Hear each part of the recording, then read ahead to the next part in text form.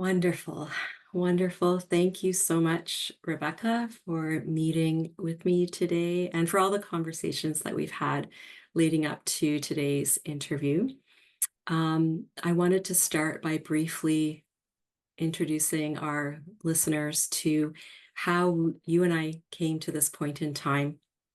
And then I'll ask you about your perspective on our collaborations. And I'm very happy to say that we have more than one collaboration on the go.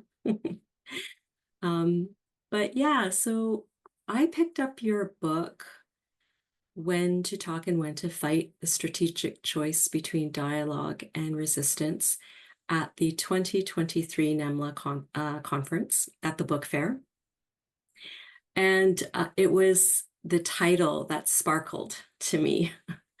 um, and it made me immediately think of my experiences, both professionally and in everyday life, when I have really struggled with knowing when to talk and when to fight.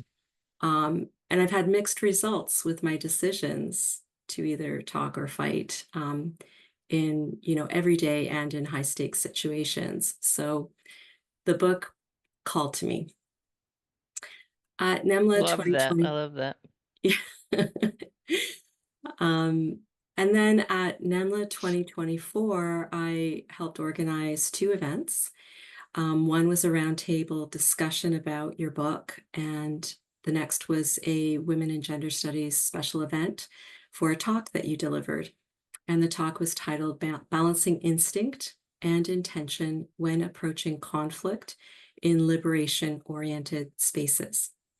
So at both of these events, there was rich discussion and lots of attendee engagement. And the organizers for these events, we actually described our experiences and what we observed in the NeMLA summer newsletter that came out in 2024. I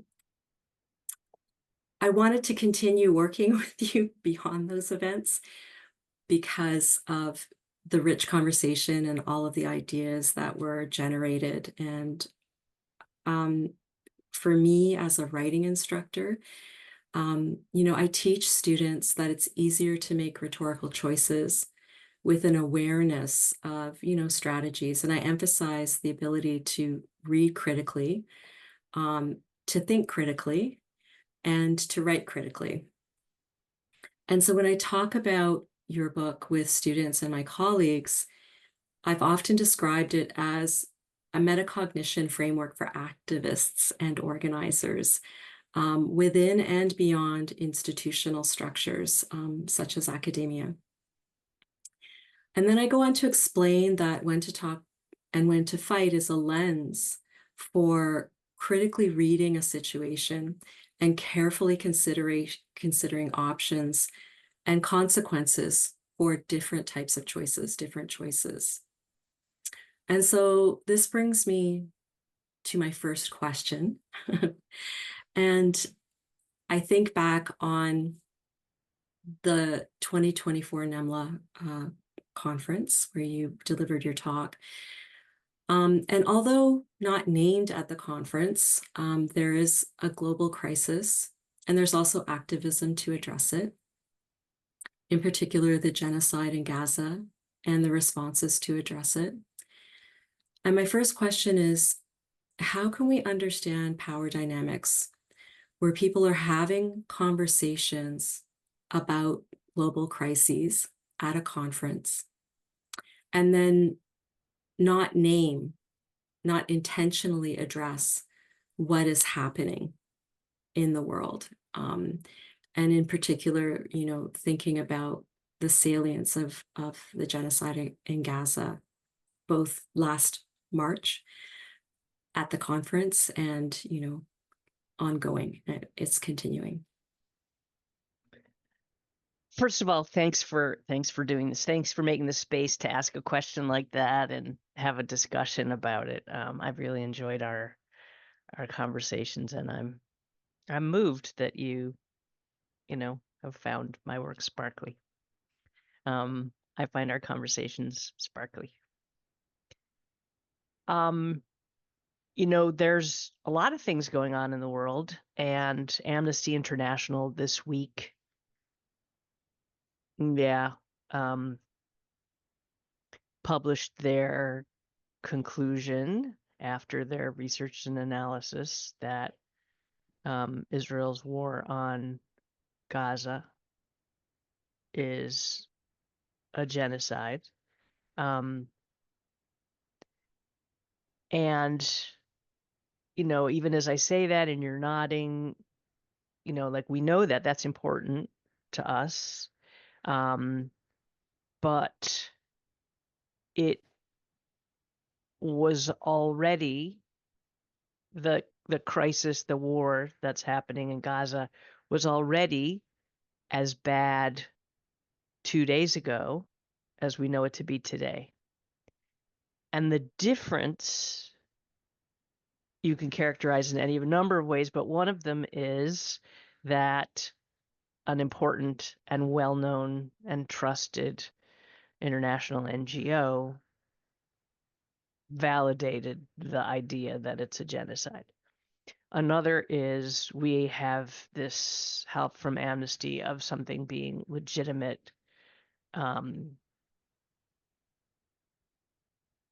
maybe it's legitimate in the eyes of more people than it was before. But to me, what's interesting about this is the range of perceptions that people have of whether or not this particular crisis is the kind of thing that we need to talk about at a conference, whether this particular crisis is more important than other crises. And what was, like in the same way that what my orientation toward the question of how bad Gaza is, how bad is what Israel is doing. It's just as bad yesterday as it is today, but there's this validation. That question for me is kind of can be mapped onto the question of how bad would it be to talk about or not talk about this particular conflict in this particular space. So that to me comes down to what else is going on as comparative. So everyone's aware when we stop and think about it that there are crises and casualties around us that are endless and terrible in the DRC and in Sudan and in Ukraine and in Russia for that matter, in Myanmar, um, in Argentina, and in the US. We have Trump elected again, just in terms of democracy in the US, the specter of fascism. That's worse than real fascism. And then we have Korea and France, which are on fire this week, as we're recording this. But I just read an interview with LaFonza Butler, who's the outgoing senator, just has been for 15 months, a U.S. senator in California, and she has a unique perspective on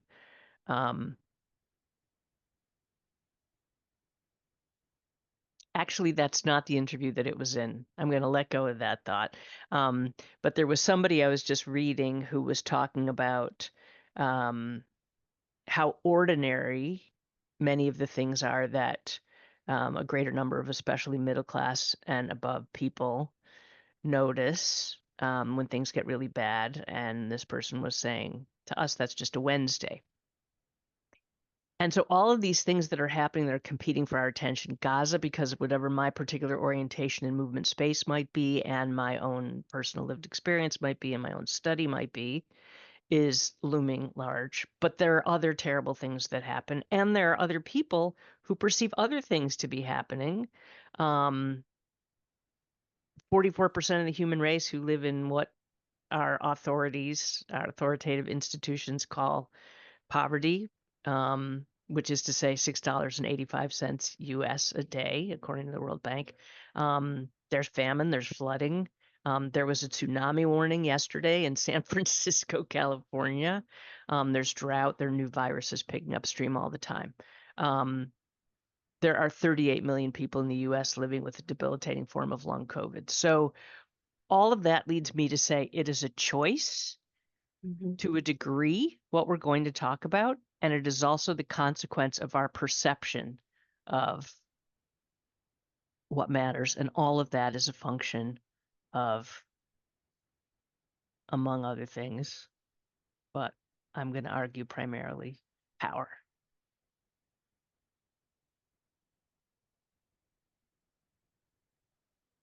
So I could say, why talk about Gaza?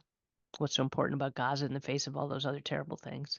First of all, I'm not sure it is. But my personal experience makes me think it is, so I'm not sure I'm the best person to weigh that component of the answer. The number of people killed proportionally in this period, compared to the number of people who live in Gaza, which is a very crowded place, is a reason to talk about it. Have human beings ever watched video before of the legs and torsos and limp and charred body parts of children removed from freshly bombed out buildings? That's new for us. That's a reason to talk about it. The richest country in the world funds Israel's project, and provides Israel with the lion's share of the weapons and ammunition that kills and maims Gazans. So it's not an easy question to answer. When I listen to you, listen to your answer, and correct me, like, let me know if I'm off track with this, but it lands for me that maybe you've been also either observing or having to respond to the idea that, well, I would say like kind of, like the idea that because everything is so bad, nothing can be, addressed, prioritized, attended to, like, in the sense that there's, this it's a logical fallacy, right? It's like either or, right? Yeah. Either we're going to address everything and we're going to have this utopian solution, or there's no use doing anything at Right. all. And I feel that, I see that, I hear that. And I think that that is one of the ways that, kind of liberal studies, liberal democracies try to grab at a pass, try to grab at, kind of a hall pass, right? Um, because even when I hear, communities that are grappling with, like I'm thinking in the Canadian context, like genocidal policies and policing violence, those communities aren't saying, don't pay attention to Gaza, pay attention to us. What's happening is the links are being made between, Indigenous sovereignty in Canada and what's happening around the globe in terms of other examples of colonialism and violence and genocide. And so I just wanted to ask you, is that something that has been on mind, at front of mind for you, or something that you're encountering a lot? Is this pessimism, this idea, like what you said, this is just another Wednesday? Like, how salient is that for you in your context? For me, I think I'm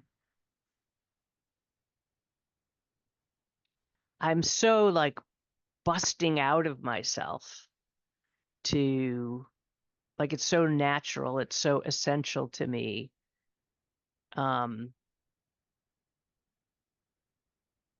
Because of my own life experience to make the connections that you just described, and that I described a little bit of, which is like this little snapshot in time of what um,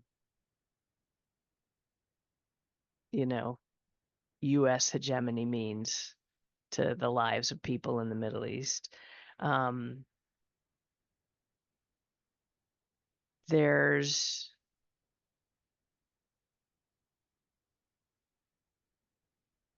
there's um, a very powerful and uh, newly powerful global movement for Palestinian rights. It has been there. It's been, you know, a baby movement, and now it's really massive, and I think it's probably growing. And I think there are people who come to that movement space from a particular interest in Gaza for one reason or another, and there are people who come to that space from a global anti-colonial critique space and or an anti-war space. Um, and of course, to me, there are two questions that then emerge from all of that cloud of thought. One is, am I entitled to prioritize Gaza because of my own relationship with it and the fact that it emerges as really heavy and intense and, like I said before, busting out of me? Am I entitled to follow that instinct and do the work and be active on behalf of people in Gaza and against this particular terrible thing that's happening? And then the second question is, does it matter that people are coming from different places? Um, if somebody is making the links and someone is leveraging the links for good, and if other people are bringing strength from other places. And those are obviously related questions. But I just want to say, in terms of that first question, which is about, am I entitled to, to prioritize Gaza because I have so much energy around it? I'll say that in my book, Gaza is the second to the last chapter, or Palestine is the second to the last chapter. It's the playground where I kind of like land the theory that precedes it. And I'm like, okay, now let's apply in this particular case. And it's a case within a case within a case. It's a specific scenario that I set up. And I think part of the reason that I do that is because because I don't want to frighten the reader. Even though nobody reads a nonfiction book linearly like that, I still have this wariness that anybody else could think that somebody who's got a trans problematic and trans oppressive analysis and comes from essentially a place of, power analysis, um, would start with God, like, I think that I'm not entitled to just go with the place of feeling. And Naomi Klein, your Canadian comrade, was on Jewish Currents, I believe, podcast a few weeks or a month or two ago, talking about her new book. And she was, and the topic was people's emotions and Gaza. And she was on with another person whose name I don't know, who I I believe was a Palestinian Canadian psychologist. And they were talking about, I might even have a quote from this somewhere accessible.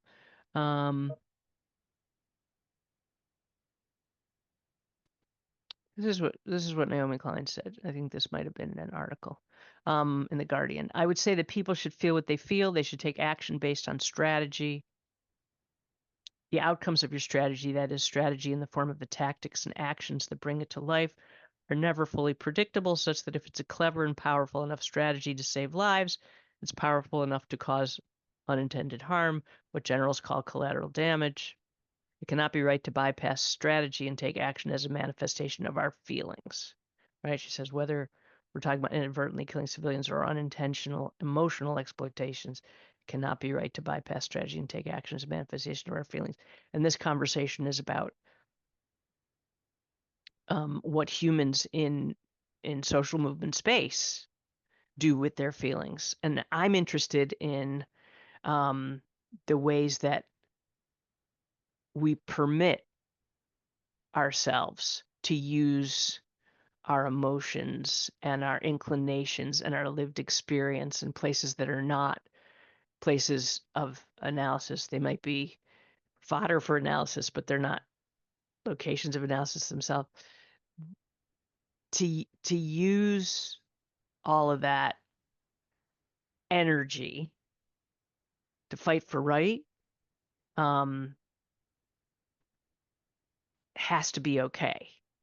And so part of the answer to your initial question, I think, is life is short and the planet is dying and the bad guys have the guns and the money and there's guns and money.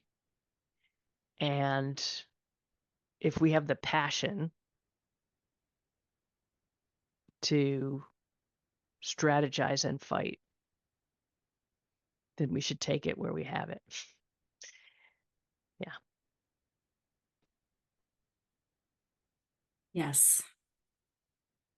And I would say often we are, like the work that we do is about reflection. It's about, you know, taking stock of emotions, taking stock of, the material options available to us. And I would say too that like when you speak of entitlement, I mean, after having read your book and, just the nuances of how you reflect on and put into conversation your lived experience with, you know, an analysis of the material conditions that you are responding to. I think I spoke to you about this in one of our conversations that, again, for me, the idea of entitlement has been on my mind.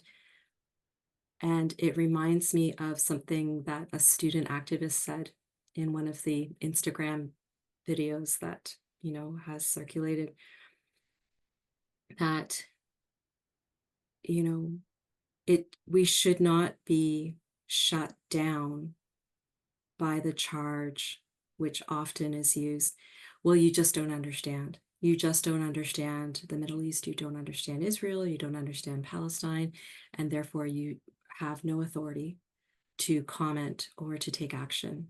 And, this is something that I also felt very strongly when we were organizing the Women and Gender Studies Caucus talk.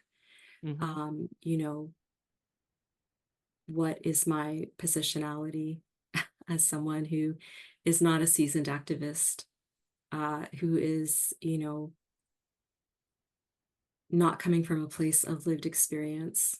But I think that, again, just as the, this kind of pessimistic logical fallacies of, all or nothing, either or, I go back to this Instagram post where the student said, like, I don't need to be a scholar on the Middle East to critically think, to pay attention, and to make a decision such as incinerating people in tents is wrong.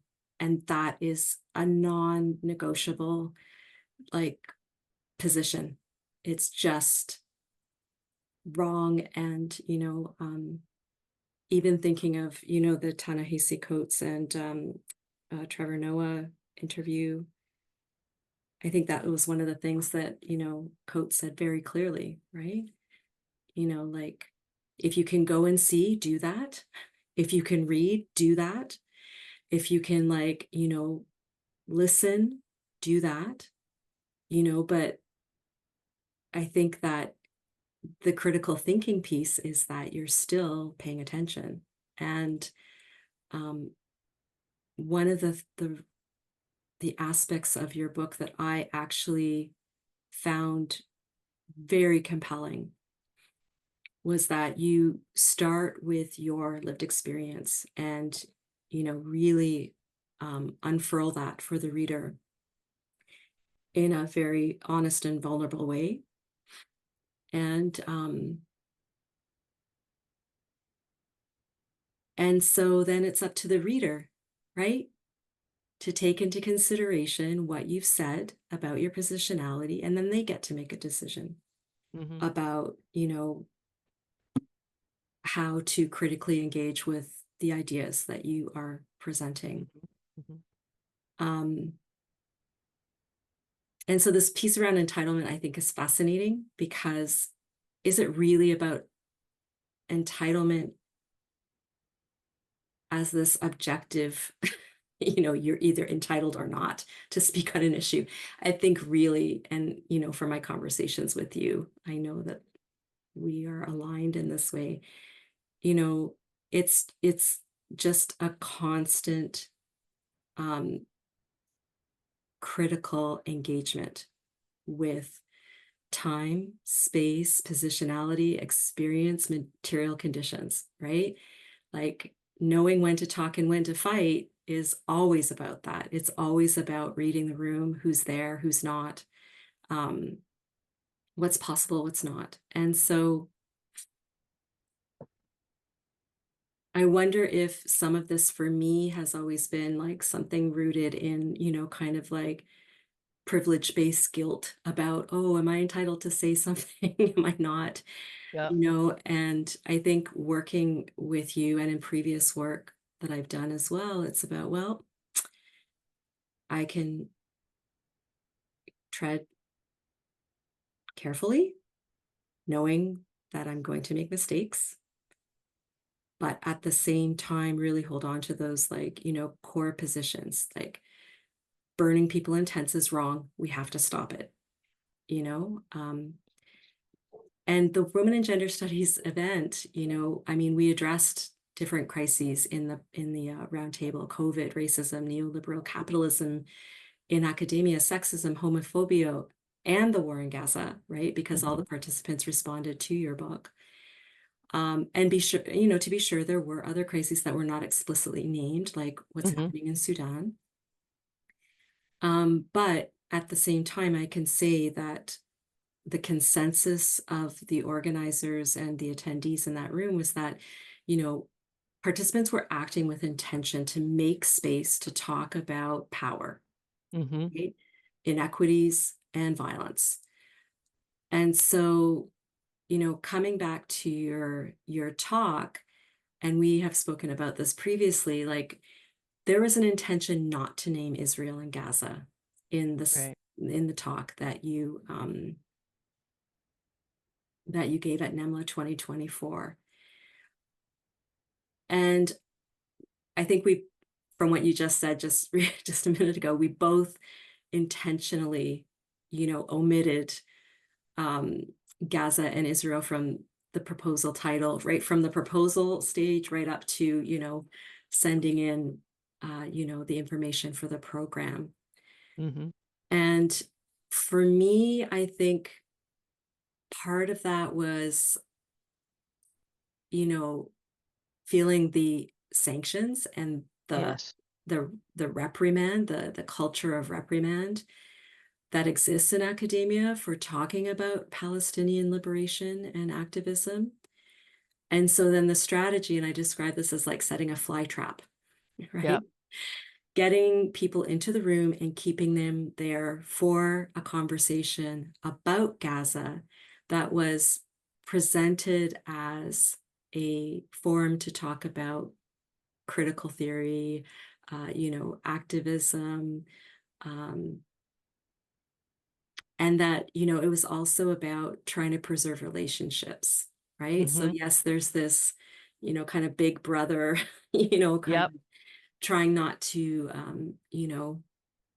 attract the attention of those who would take a punitive approach to a panel specifically addressing Gaza and Israel, but also trying to maintain relationships. And you had used this phrase before, loving loyalty, right? Mm-hmm.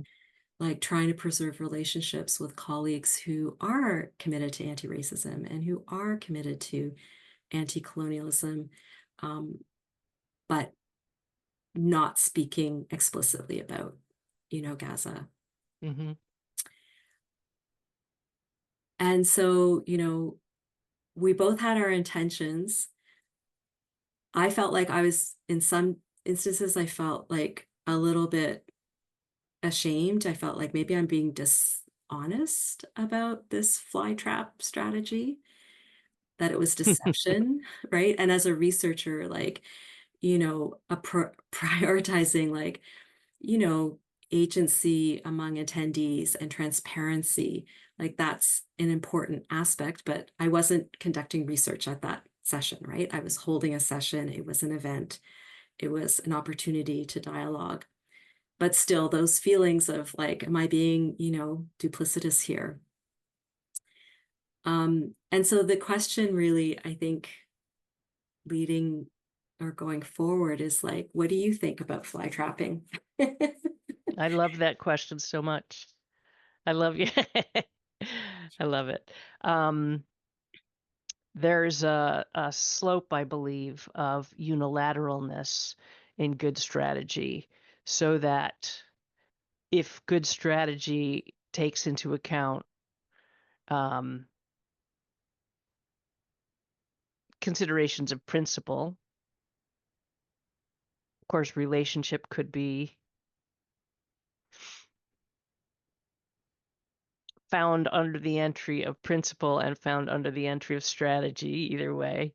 But if relationship matters, then you don't give it up the instant um, you're putting together a conference program and there's some resistance. You don't like say, oh, relationship doesn't matter. So you're balancing several things. You're balancing. You're trying to figure out what the strategic and principled path is that or at least one principled and strategic path is that is possible. Um, and should I fly trap? Should I do something that I might think of as disingenuous in some way? Is somewhere along the continuum of I'm trying things that fully preserve relationship to insurrection. Somewhere on the far end of the conference, reality is the possible, and I don't know all the politics that have happened in the MLA more recently, the stories. I'm not in there, you know them. I don't. Um, but there's boycott back there way at the end. And somewhere after that, there's someone coming for a loved one in the nighttime where you have very little recourse to your own power to stave them off, and you have to shoot them.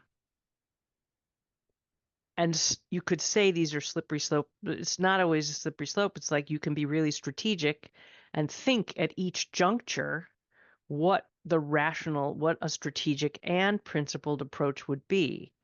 And to me, I sort of it's fairly easy for me as a human, Sheila, to step back from my passions to ask these questions because it's what I love to think about and I naturally think about. I'm like, oh, fly trapping, that's on the continuum somewhere. That's okay. It's my desire for relationship that both propels me to maintain and preserve and care for relationship and also biases me against action that might be important to take if I'm considering what matters to me to include strategy and include my principles, right? So there, my sister, one of my sisters is a settler on the West Bank, and my three siblings and I have a monthly uh, book club meeting on Zoom. And did we talk about that? Did I share that with you? No. I don't think so, no. Well, we've had this since 2019 when my father passed, and we were trying to figure out how to kind of remain more connected than we had been. And um, I'm like holding it down on the left here for politics, and to say the left, it's like this is quite a span in our siblinghood. And two kind of liberal US Democrat voting siblings in between. So we have this range. Um, and I care deeply about these relationships, and there are times in my life where I have really put them way on the back burner. I My experience was that I had to come out as a queer person and a genderqueer person, to come out as a not religious Jew, to come out as not a Zionist, to come out as not a all the things, just the basic, anti-capitalist. Your basic anti-cap. Actually, anti-capitalism wasn't such a big deal. There's like socialist Zionist tradition that I sort of had lived in before I even stopped being a religious Jew. So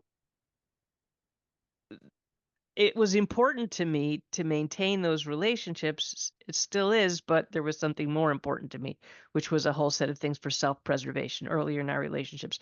Over the course of decades, I've gotten closer to my siblings, more connected. We have this book club. And then October 7th happens. And it isn't that those tensions weren't there, but they weren't um, front and center for everyone at the same moment in every conversation as they became after October 7th. And um, I have had to draw lines as you did when you were, working on the conference, like had to draw lines from a place of consciousness, awareness, as well as honoring my emotional being and what was possible emotionally, psychologically. And so for all those reasons, I find there to be times when I have to show up with my siblings in a way that one might construe as disingenuous because I'm caring for myself. And there are other times when I want to come to them with real opposition, and there were right in October and November of 2023, I unilaterally canceled our book group because I said, you're going to want to talk about this. I'm not going to want to be in the conversation with you. It's not actually possible for people to do this. And that was like a unilateral action. Du- Mhm. duplicity, duplicity or duplicitousness? What's the word? Duplicity, I think. I'm not sure. Dictionaries, track how people use language, There so you you go. just go ahead and use it the way you want to. Thank you, rhetoric professor. That's very helpful reminder. Um, so, um, you know, I think that to come back to you with the same kind of responses you did to me when we were talking about entitlement, um, fly trapping can be uh,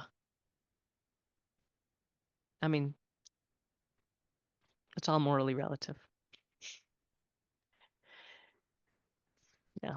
I think that, I I really thought about our last conversation leading up to this interview when we were working through this, and you said something that, intentionally creating a space to talk about Gaza, like under the guise of a session on talking and fighting generally, is, is about creating a space to address uncomfortable and complicated facts. hmm And this phrase that you used, uncomfortable and complicated facts, it just makes me think of how, that is what we do when, we are talking about unpopular, uncomfortable, complicated facts that people just don't want to talk about.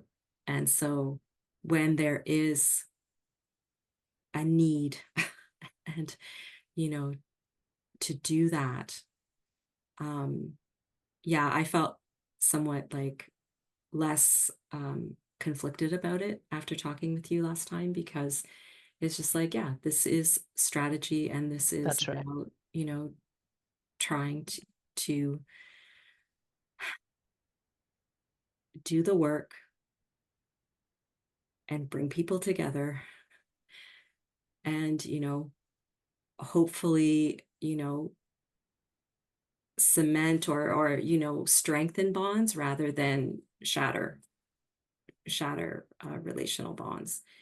Um, so I want to thank you for that. um, so we've talked a little bit in this interview about, the present, reflecting on the past. And so I think I'd like to, kind of transition to looking forward, and ask you, how are you deconstructing political discourse and what you describe as the inside outside campaigns in the US right now? And you've already mentioned, the new presidential uh, elect. And I guess the other, to build on that question is like, what are the discursive and material approaches and deployments that, we need to consider now, in your opinion? Um, you know, so yeah, all hands on deck for sure. Um, are there are there incorrect approaches? I think that this question, going back to Naomi Klein, of whether we and back to what I was saying about my own, am I entitled to come from a place of, to act from a place of internal urge? Is that a justification to act? Is that okay? Um, and how do we know what's true unless it comes from some internal urge? Um, well, we can be rational.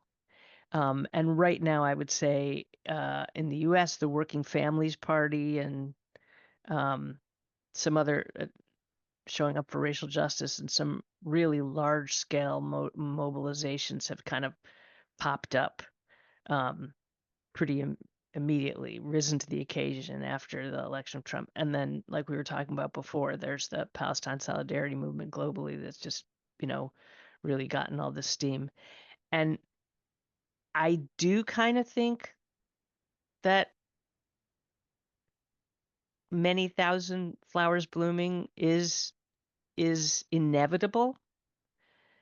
My analytical mind says, like, let's know exactly what the strategy is and do it. But that's not the human way. Um, but I do think if there were one thing that I would wish our movement um, toward liberation, um, I would wish that we be abolitionists toward each other and don't punish or undermine legitimate alternative ways of getting there, because I do think that we don't know, who's a provocateur in our midst, and so we have fear and we have our guard up, and that's enough. We can't have our guard up with each other on top of that.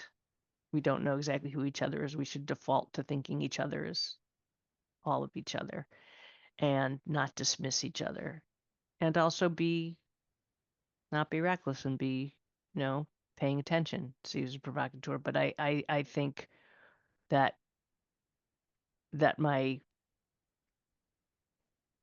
deepest kind of like imagining is that um that that individuals let their urges come forward and don't block them, Mm. on one hand, but also insist on their own strategy at the same time. So that groups that are like more conciliatory, let themselves be riled up by the reality of the images, the photographs, the realities that we know, and be brave enough to link them to the the forces of history. Let themselves be brave enough to make those links, and that groups who are already in battle mode because that's where they live, that's where we live, remember that ultimately we don't want to be punishing each other, even if the other isn't doing exactly the way that we are. So it's those links between strategy and emotion, and between talking and fighting, that I hope we have tolerance for. Listening to Miriam Kaba as a teacher, um, and just cutting each other a lot of slack at the same time as being really clear-headed. Yeah, I try to like think of how much we have been inculcated into like a scarcity mindset. And this comes back to this idea of, you know, oh, well, if we focus on this issue, that means that other issues are being neglected. And, I would find it very puzzling for anyone to argue that, focusing on what's happening in Sudan, focusing on what's happening in Canada with missing and murdered Indigenous women, or focusing on Palestinian liberation would be detrimental to any of those other causes. Like Yeah, it's not nonsensical. That yeah, does not follow. And totally. and I agree with you, like when intensities come up, it is important to feel them and to reflect on them. But yeah, suppressing them, I mean, when has that ever helped?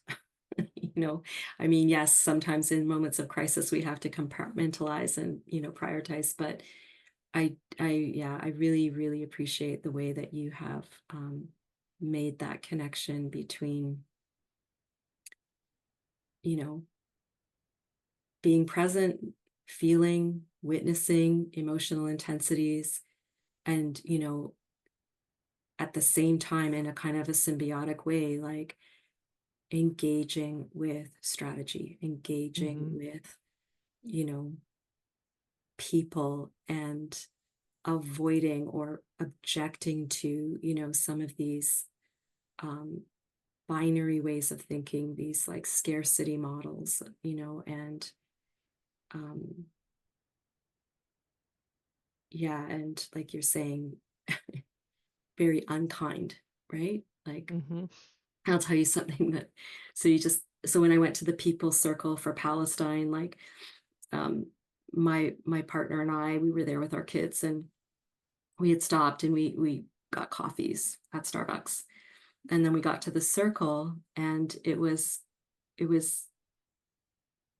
like, there was an entrance, and so you had to be checked before you could go into the circle. And so there were, like, a number of people who were facilitating that process. And there was one guy who's like, you know you're gonna bring that in here. And I looked and I was just like, oh shit, yes, boycott, sorry.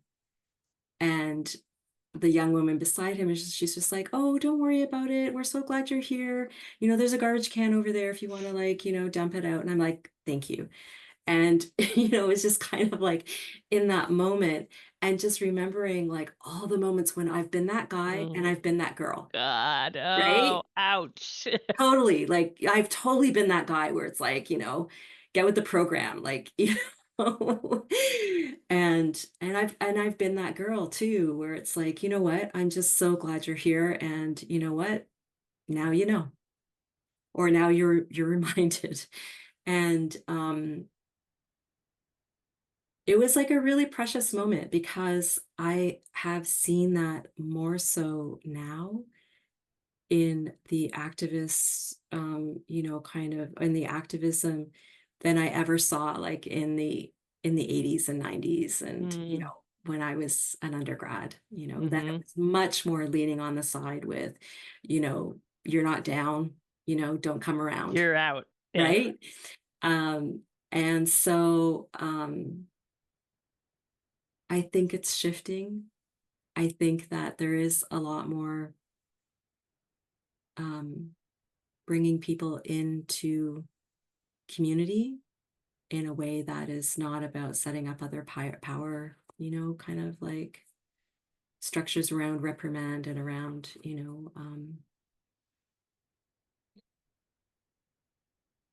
yeah, just reprimand. I can't think of another word, and maybe I don't need to. But at the beginning of this interview, I drew some parallels between, metacognitive approaches in teaching critical thinking and, reading and writing, and your work that I, argue offers a metacognitive lens for activists and organizers.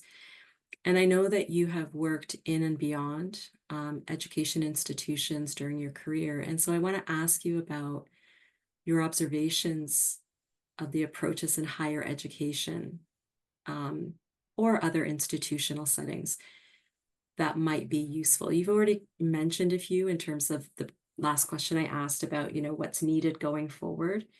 But I thought, I would just, pose my last question. Any kind of, thoughts that you might have to wrap up our conversation today? Um, it's a really interesting question, and I'm sitting hearing that question on top of what you were just saying, the Starbucks story, which is such an important story. Um,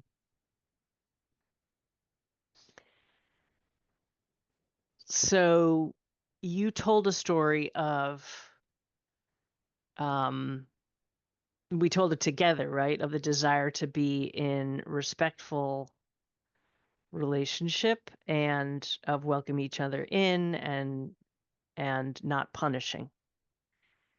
Um, we want to get rid of police. We want to let go of the need for police. What does that mean among us? Um, and all of that comes on a continuum of unilateralness way at the beginning of no unilateralness. I'm a feminist. I'm being genuine. I am telling the truth. I'm naming the invisible. I'm making it explicit. I'm being authentic. And that is at this beginning place of unilateralness where there is zero unilateralness. There's Decisions are made by consensus. We want to be a community. I want to be in this circle listening to you and hear what you have to say, etc. And in that space, at that starting place of togetherness and no need for resistance, there's no resistance and, consensus. And then there is the emergence of the realities of power dynamics and power relations, and then pretty soon we want to fly trap somebody. And the question is, when did that shift happen? And then from fly trapping to like organizing and boycotting the conference and insurrection and revolution. And to me, that's not and this is something that in any kind of resistance to institutions or choice about whether to do work inside institutions, those are the salient questions. What are the power relations here? What is it that those with more power are blocking from those who need it? And are the power relations such, power dynamics such that we can make claims and have consensual problem solving? Or do we actually have to build our power in order to have more parity, in order to problem solve? In other words, do we have to resist? And it's those questions that I feel like we really need to be asking again and again in order to prioritize these two things that they have to be laminated. They can't be separate. They're not separate rooms. There's the question of how do we be humane with each other, Right. humane with everybody on all sides of the conflicts, the perpetrators of genocide, my siblings. How do I be humane with them? And how do I be humane with the victims? And one of the things that happens in there is not personifying institutions, so that my siblings, to the degree that I have and want to have relationship with them, they are not Israel. And to the degree that they are Israel, I have a complicated set of feelings and thoughts that I have to deal with, even if it's hard, even if it's, Camus said, I believe in justice, but I defend my mother before justice. Right? That's like the human way. Is that the right way? I don't know. That's a question I want us to constantly deal with. Early in this conversation, I tagged a place in my book where I quote Solzhenitsyn, and it sort of emerges for me as something to bring up right now about the moments of choice and the particular and the macro institutional, like who are we dealing with and when do we resist? So this is just a paragraph in the book, but quoting him, right? So in the Gulag Archipelago, Solzhenitsyn considers the prosaic and arbitrary nature of our choices and when to act. He says, "At what exact?" So he's talking. Do you remember read? I'm sure you read it at some I point, read but Cancer Ward. I didn't read the oh text. my God! So it's like for our times, right? So you've got like Stalin. People have hope, and some people have affinity, and then everybody, no matter what socialist revolutionary or communist sect you are coming from, you are subject to the tyranny of this person and his minions. And so salient for now, it's just hard to even like recall, like speak the words. But the book just recounts incident after incident in these really local, like familial, individual stories, one after the next, that amount to millions. The Gulag is millions of stories of individual people. He says, at what exact point then should one resist? Someone's arrested. When should they resist? When one's belt is taken away? When one is ordered to face into a corner? When one crosses the threshold of one's home? An arrest consists of a series of incidental irrelevancies of a multitude of things that do not matter.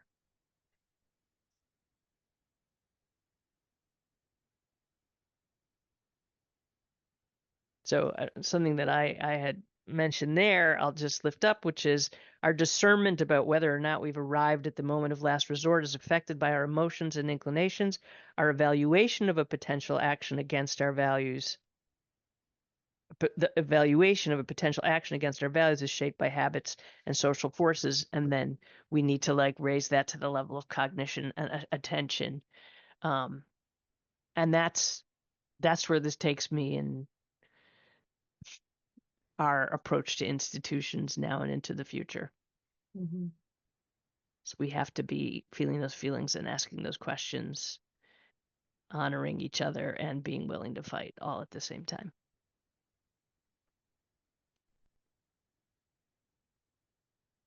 Thank you Thank you. for, I mean, I really appreciate you, and I really appreciate your work. And it's been just, kind of like a fluke that we met, and that, that we have worked together, but something that I deeply, deeply appreciate, and feel that it's very much about this, this metaphor of the thousand flowers blooming, Mm-hmm. um, you know, um, and yeah, even this conversation has given me much more to think about. So I'm looking forward to the next stages of, putting something into, a printed format. But I'm glad we did this. I'm glad we recorded it. And yeah, you've left me with lots of other ideas as usual. So I'm so grateful to you, Sheila, because your own intellectual curiosity is you know, such a bloomy kind of a flower. And when you shared with me your own, political action on campus, your own orientation toward um, mm, people whose positions are really different from each other in terms of their power relations with you, the people who are maybe downranked from you and the people who are upranked from you, and how you manage those relationships was really very beautiful. So I love thinking together, and I love your provocative questions, and I really appreciate your appreciation for my work. right on. And maybe we'll call this the sparkly bloomy essay. Oh, there you go. I love it. All right, I will stop recording, and let's see, you want to stop recording.